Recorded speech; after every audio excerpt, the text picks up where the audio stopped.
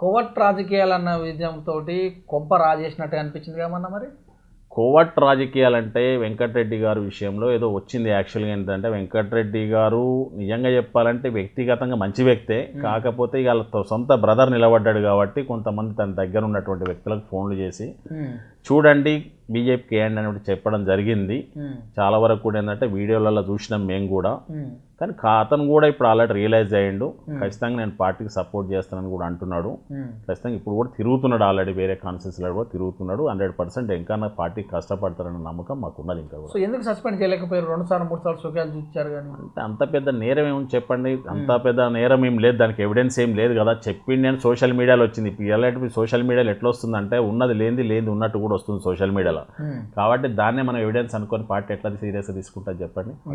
కౌశిక్ రెడ్డికి సోకాజ్ ఇవ్వడం, కౌశిక్ రెడ్డిని సస్పెండ్ చేసిన చరిత్ర ఉన్న పార్టీకి కోమటిరెడ్డి మీద భయపడుతుందా? నల్గొండలో నిజంగా వాళ్ళకి అంత వెయిట్ ఉందా?